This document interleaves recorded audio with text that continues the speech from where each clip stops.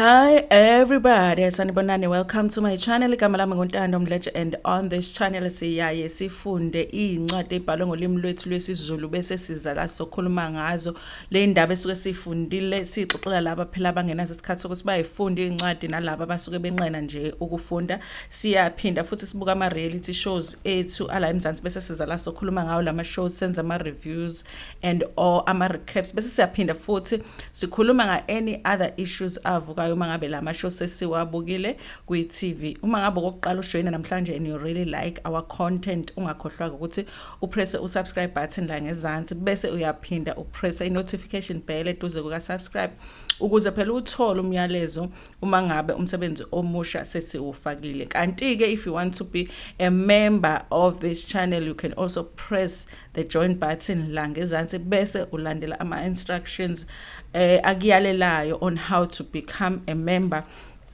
of the channel. Guys, today we are doing episode 1 wencwadi yethu ebizwa ngokuthi Liyoze line Nangakithi. Liyoze line Nangakithi. It's a hopeful title. Things will get better on our side too. That's what the title means.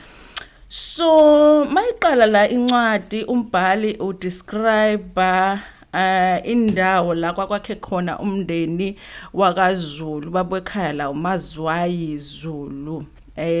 Uyichaza indawo abakhe kuyona njengendawo enhle engaphansi kwentaba. Uchaza ngokuthi kwakuyindawo eneziphethu futhi enamadlelo amahle nemfuyo futhi babe nemfuyo eningi and indawo enamadlelo obviously i-right for ukuthi kukwazi ukuthi kudle kahle imfuyo yabo, amanzi ayengekho kude, perfect site for umuzi wesiZulu, so umuzi kaMazwayi Zulu lo. Kodwa ke uyaqhubeka umbhali kakhulume ngokuthi around 1884 it was just after impi la yayikhona ngoba phela amaBhunu ayesefikile la endaweni efuna ukubaphuca izindawo zabo. In fact uyasho ukuthi lana babezithatha, it's either iBhunu lalifika nje lifike lithi ali kuthiwani mawulokhu izindawo nakusenkhohla ileli gama leli, but lisho ukuthi alinikezwe indawo o livele njena lithathe by force, lithathe from abantu by force. So it was a difficult time kulomndeni lo around 1884 umndeni kaMazwayi Zulu. uMazwayi Zulu had ingane ezu2, eyodwa bathi uPhilibana enye uMathunzini. Philibana ngil understand leligama sengizothi uFeel kanye noMathunzini, he had 2 sons. And so lana amaBhunu ayefika mase edimandile ukuthi anikezwe ilokhuzana indawo bese evula amaplazi. It was iBhunu lizovula iplazi lokulima or lizovula iplazi lemfuyo, and then mase qhubeka like ilokhuzana isikhathi kwase kuba nalento yokuthi for ama families lawa abantu abamnyama to continue living la elokhuzeni emaplazini, they will have to work emaplazini, you know. So they came bathatha indawo yabo, and then at the same time basibe decide ukuthi kuze nihlale la nafanele kube khona ama members of family ayosebenza emaplazini. So from then ukuthi that was the life, you guys. So babelima, remember now sebeyalima bayasenga balusa imfuyo, but abasalusa imfuyo yabo, which means imfuyo yabo bona yayingasanakekelwa ngendlela kunakekelwa ngayo eyamaBhunu, because amaBhunu were more concerned about ilokhuzana eyabo imfuyo nawabo amalokhuzana amasimo. And then makuhamba isikhathi, at that time bese nayo phela indawo leyo ababashiwe nayo, and beqhubeka nabo benakekela imfuyo yabo ngaleyo ndlela abangayinakekela ngayo ke uMazwayi Zulu kanye nomndeni wayo. Maqhubeka isikhathi iBhunu abebehleli eplazini lalo la decide ukuthi usenemfuyo eningi kakhulu uMazwayi, and so sekuyisikhathi sokuthi ayiphungule imfuyo.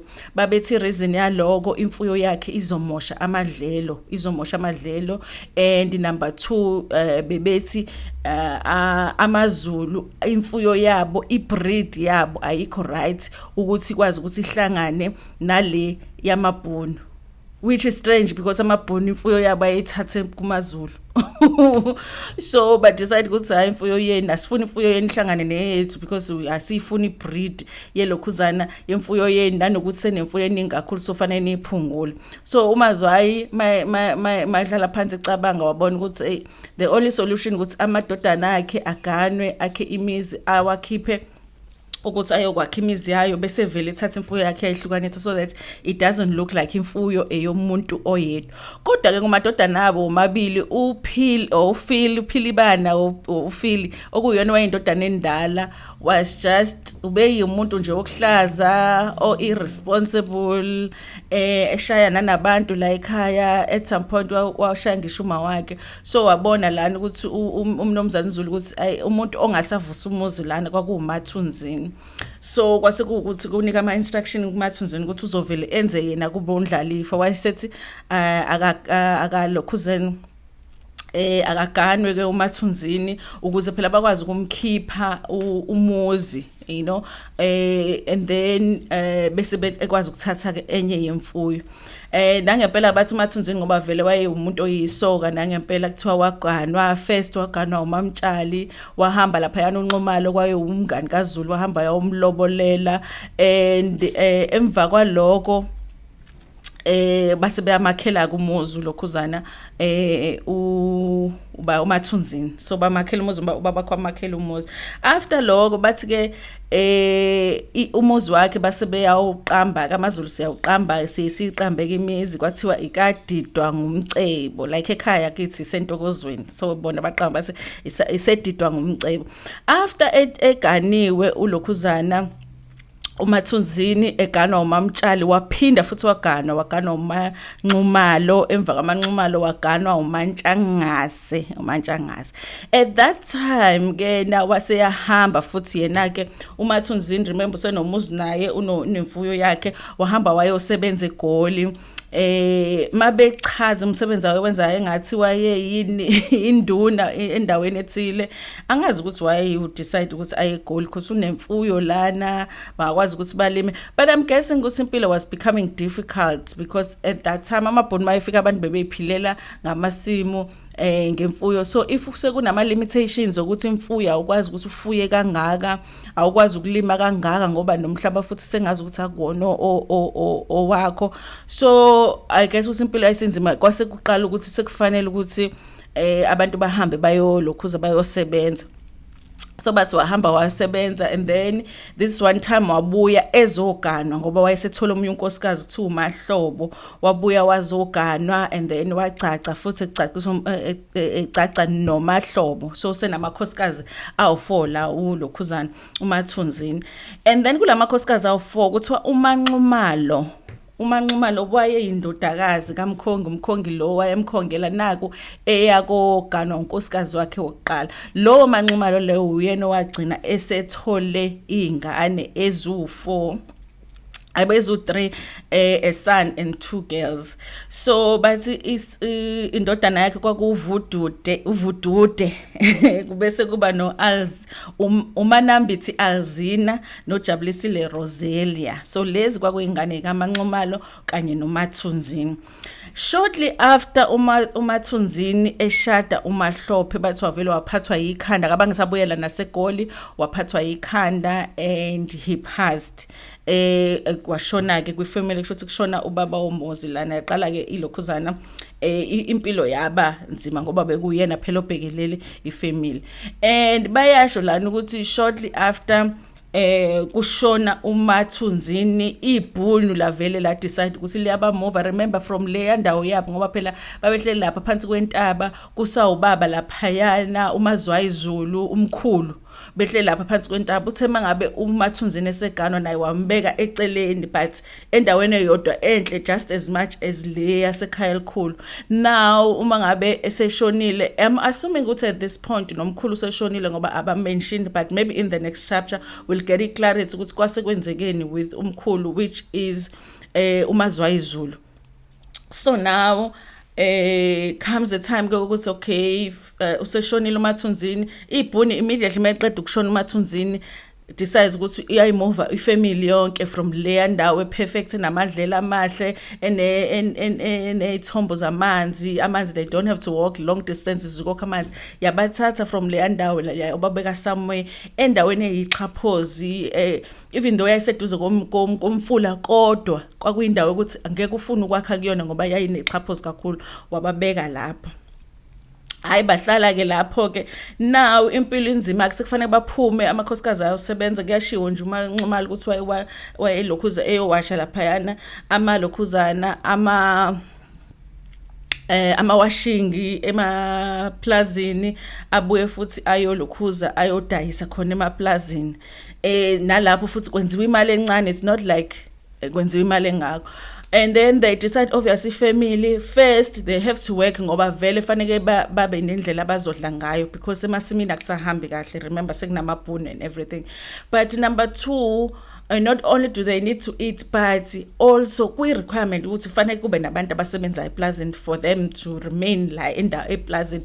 And for abantu abamnyama guys, it's not easy ukuthi abantu bamove from indawo where you were born because nisuke ngcwabe nabantu bakini lana and all that, so they're doing everything they can to remain la babezalelwe khona.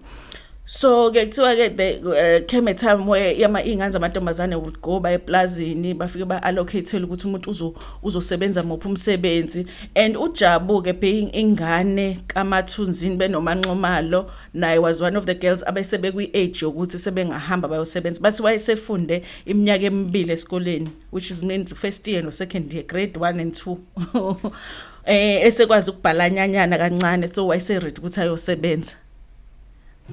So wahamba kwayosebenza ke lapho ke eplazini ke besebenza ekitchen, shuthi wawusebenza la usukubekwe khona ukuthi usebenza khona nje useva nje abelungu nje for no reason nje. Hayi, and then ke baseva okay basebenza ke lapho, and then it just so happened ukuthi lana obviously kuyi-mix lana abantu abavela khona la esigodini abazosebenza obviously the same age ngoba you reach a certain age bese kuhamba usebenza emaplazini.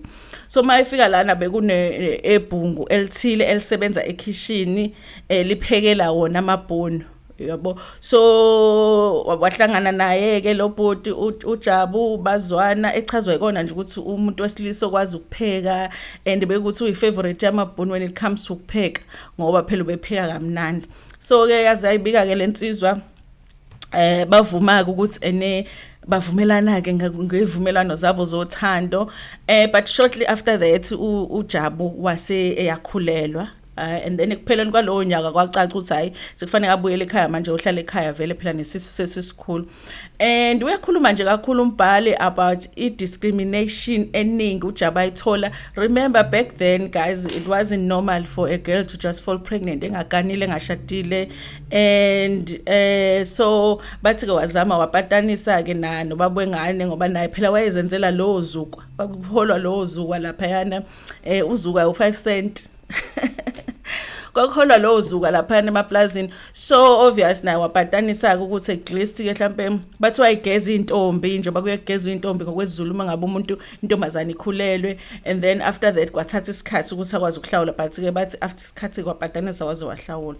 Bayakhuluma ngalana ukuthi impilo kaJabu ayisangize belula after esekhulelwe ngoba even emphakathini i-discrimination yayiningi, kubandlululeka kwakuningi ngoba obvious ontanga yakho nje bayakuxaya mawukhulelwe ngoba at that time kwakungeyona into ejwayelekile ukuthi umuntu angavela akhulelwe esemncane. So abantu babengekho uma wakhe futhi naye kuthiwa wayengekho happy ukuthi ukhulelwe even esontweni, because at that time amabhunu ayese-introducile i-idea yesonto and Christianity. So kunesonto abayakulona abantu went to church religiously, so even esontweni like everyone else behlaliswa lapha yaya ucansini phansi ngasemnyango yena ngoba phela ukhulelwe, kuthiwa kwazi kwaba ngcono ngoba mhlambe ubaba wengane esehlawulile. Sahamba ke isikhathi uJabu ke wabeletha ilokhuzana ingane lana which is